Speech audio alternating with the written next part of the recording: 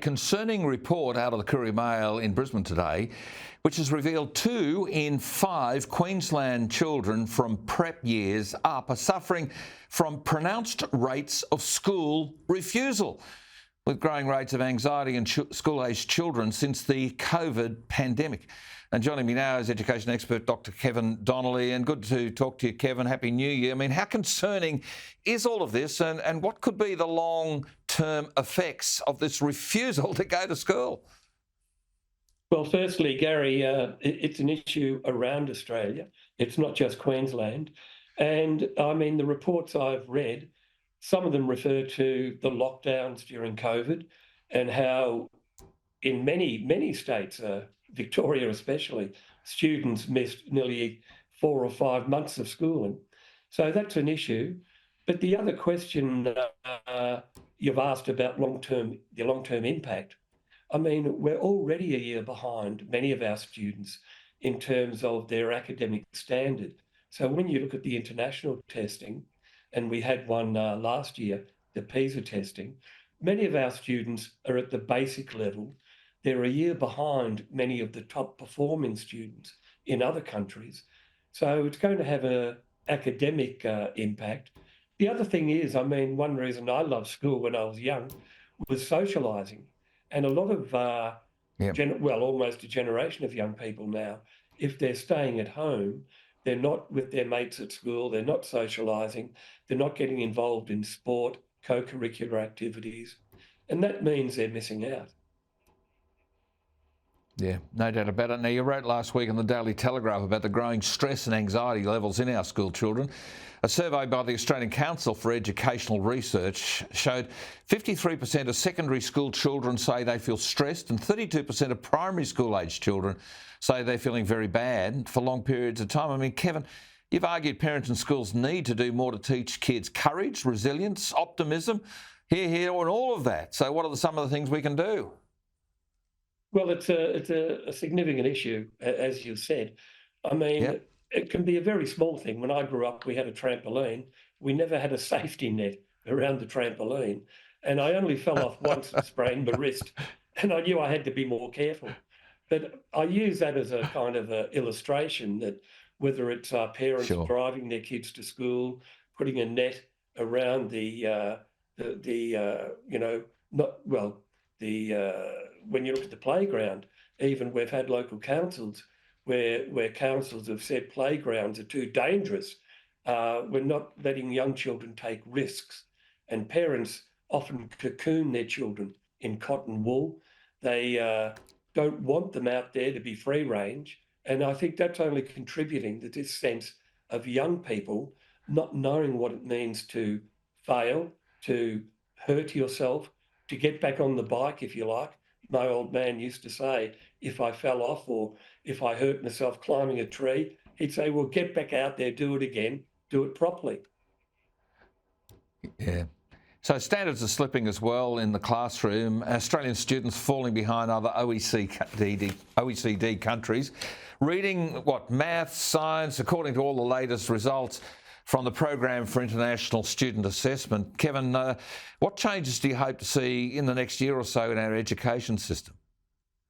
Well, Gary, as you know, I've been writing about education for 30, 40 years. Yep. And I wrote a book, Why Our Schools Are Failing, nearly 20 years ago, where I pointed out the whole problem of falling standards, of children leaving school not knowing the basics, of going into university or tertiary and not having the ability or the background to cope. So it's a problem that's been there for 20, 30 years. And I've got a terrible feeling, I don't want to say this, that things won't get much better. I mean, Jason Clare, the Commonwealth Minister, he's announced last year more reviews, more inquiries. We're waiting for them to report back. But the problem is, and I've said this again and again, Dracula's in charge of the blood bank when it comes to education. And the mistake that the Labor Party often makes is to appoint the same people responsible for the mess, appoint them to the committees looking into what can we do to solve it. And it's rare, and I've learnt this over many years, it's rare that the people who get you into trouble will be the ones who can get you out of it. Yeah, managing the misery. I mean, our schools seem to be focused on pushing the left's ideology onto the kids. I mean, the months of voice campaigning in our schools is one example. Our kids walking out of class to march in pro-Palestine protests. So this woke virtue signalling, Keith, surely is getting in the way of teaching our students key basics. It is, and you only need to look at the results I mentioned, the international testing, plus NAPLAN, the national one. Liberal and Labor governments have spent additional billions on education over the last 20 years, but standards have either flatlined or gone backwards. And I've actually written an article for the Daily Telegraph tomorrow, and I talk about the fact, as you said, that many schools now, it's not all schools, there are some good schools and very good teachers, but we've got too much in the curriculum, which is about climate change, gender fluidity, about Aboriginal culture. Children, they're not taught about patriotism, about acknowledging the benefits of Western culture. They're not taught about the fact that Australia is such a successful Western liberal democracy. They're taught what Geoffrey Blaney, the great historian, called the black armband view. And so that's part of the problem. The other problem is that if you're spending all your time in the classroom teaching all of this woke ideology, you're not focusing on the basics, and you're not giving children a grounding in an education which is morally, spiritually, and intellectually uplifting.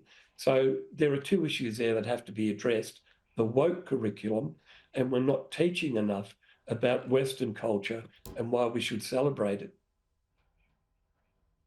You know, Kevin, when you get a state government school in suburban Brisbane, where the kids go into the classroom chanting "always was, always will be Aboriginal land," whereas we used to say we love our flag, we love our country, those sorts of things, it seems schools now are more about the teachers and activists being employed than the kids actually being educated. I mean, good dedicated teachers can't stand any of this either. You're right, and it's also the subject associations and a lot of academics. I mean, you talked about the Voice, the English Teachers Association.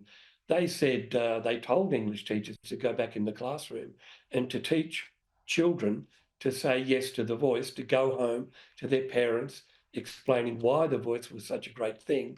So subject associations like the in New South Wales, the Teachers Federation, the Australian Education Union, they have a very cultural left, woke ideology. They're pushing gender fluidity on schools.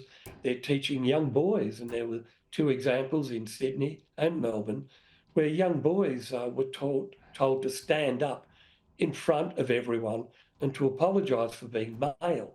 The idea is that male, if you're male, you're a problem. You're misogynist. You're not to be trusted. And so we're giving young people the completely wrong idea. And as I mentioned in the paper tomorrow, we have some of the highest rates of teenage self-harm, depression, even suicide, especially with young men.